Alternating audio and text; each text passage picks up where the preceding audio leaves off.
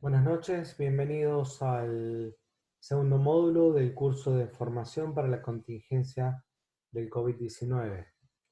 En este segundo módulo vamos a hablar acerca del abordaje inicial del paciente respiratorio.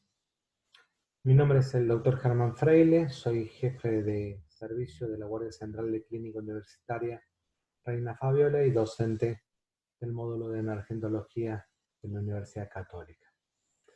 En esta noche vamos a comenzar hablando acerca de lo que es el sistema del triage.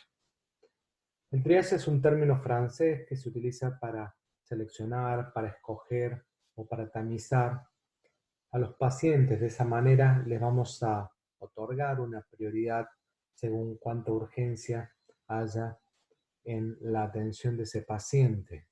No siempre el paciente que tiene una prioridad más alta es el paciente que está más grave. En el triage tradicional que realizan las enfermeras o los médicos en formación, se realiza un control de los signos vitales, un breve interrogatorio del paciente, se indagan acerca de las comorbilidades y se le asigna una prioridad al paciente entre el 1 y el 5.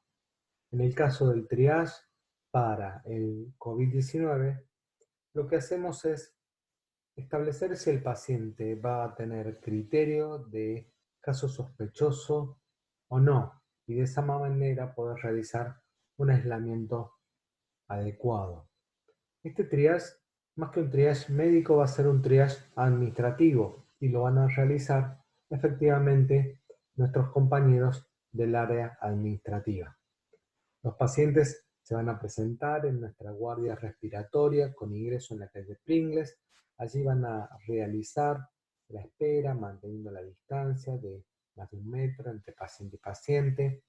Y van a llegar frente al administrativo que va a hacer una serie de preguntas muy rápidas y muy sencillas. Entre esas preguntas, el administrativo va a preguntar acerca de si el paciente ha tenido fiebre, tos, dolor de garganta o falta de aire. También va a indagar acerca de los antecedentes de viaje del paciente y si ha tenido contacto con pacientes sospechosos o confirmados de COVID-19. También es importante indagar acerca de las comorbilidades del paciente. Si ante las preguntas la respuesta de alguna de ellas fuera sí, como por ejemplo que haya estado de viaje en los últimos 14 días o que haya estado en contacto con alguien confirmado el coronavirus, el administrativo lo va a señalar como caso sospechoso. Le va a entregar un barbijo y lo va a direccionar hacia las áreas de aislamiento, que en este caso tenemos 3. El paciente va a ingresar por sus propios medios al aislamiento, se va a colocar el barbijo y va a tomar asiento. Allí va a esperar la comunicación de nuestro equipo médico. Esta comunicación se va a realizar a través de telemedicina o a través de una llamada telefónica.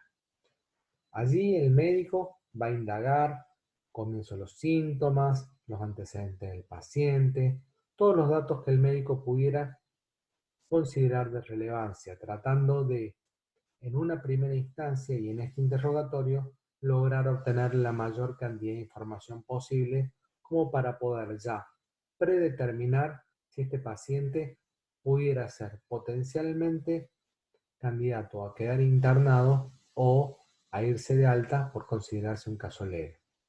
Si el paciente, el administrativo, lo considera no sospechoso o sin comorbilidades, lo va a direccionar nuevamente a la sala de espera donde será atendido según su turno en el área central de la guardia respiratoria.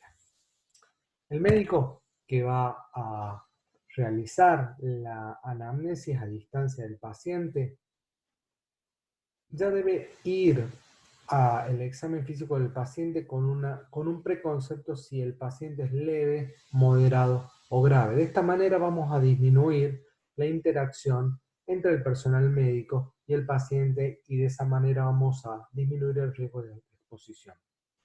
Si el paciente es leve, o sea, no tiene síntomas importantes o no tiene comorbilidades de relevancia, El médico directamente desde el aislamiento va a indicar manejo ambulatorio, tratamiento sintomático y aislamiento del paciente durante 14 días.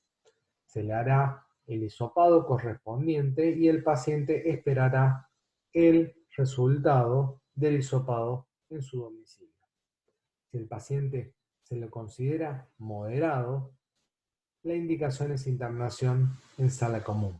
Si el paciente fuera considerado grave, la internación será en la unidad de terapia intensiva.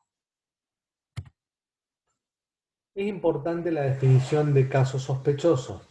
La definición de caso sospechoso es sumamente dinámica, cambia prácticamente día a día.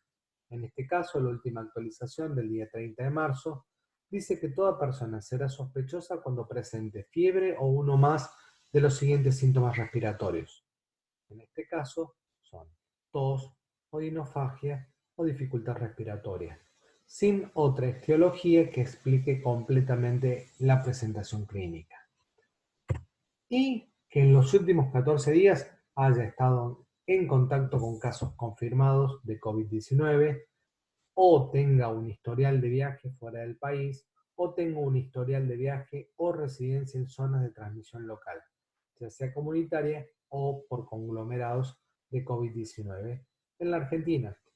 Actualmente se considera transmisión local a la Ciudad Autónoma de Buenos Aires, a la provincia de Chaco, al conurbano bonaerense, a la provincia de Tierra del Fuego y a algunos lugares de la provincia de Córdoba, como Córdoba Capital o Altagracia y Río Cuarto, y también en la provincia de Santa Fe. También debe considerarse caso sospechoso de COVID-19 todo paciente con diagnóstico clínico radiológico de neumonía sin otra etiología que explique el cuadro clínico.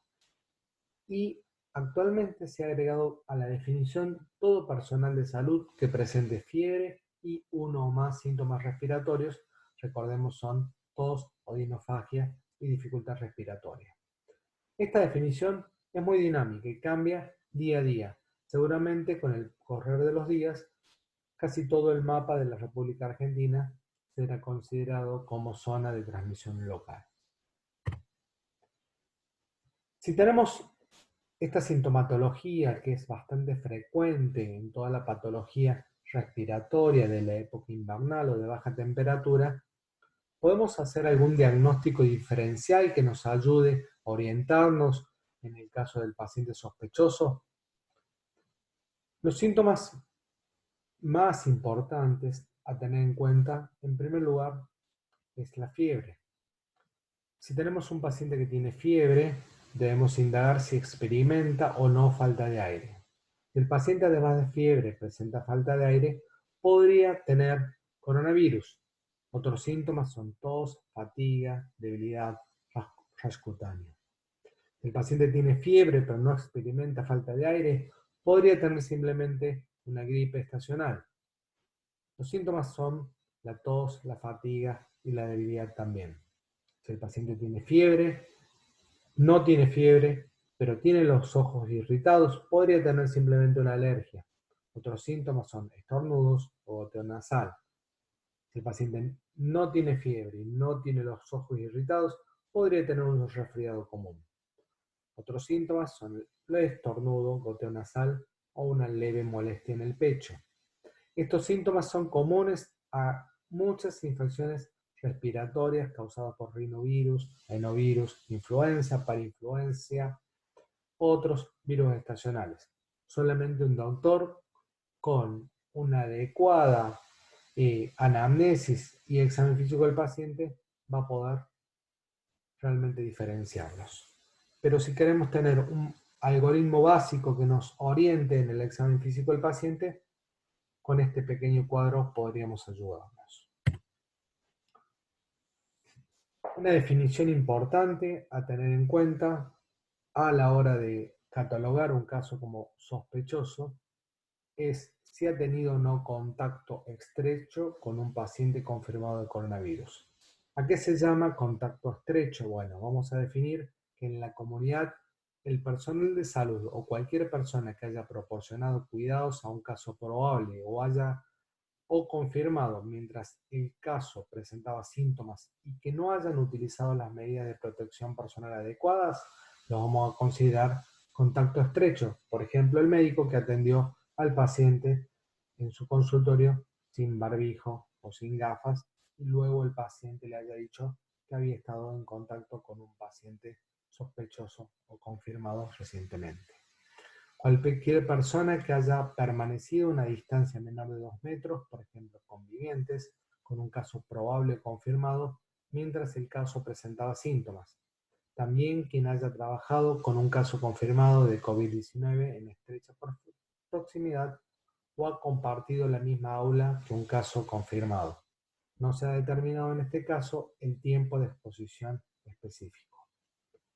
En el caso de un viaje en avión o colectivo, todos los pacientes situados en un radio de 2 asientos alrededor de los casos confirmados que hayan estado sintomáticos durante el vuelo o el viaje y toda la tripulación que haya tenido en contacto con dichos casos se consideran contactos estrechos.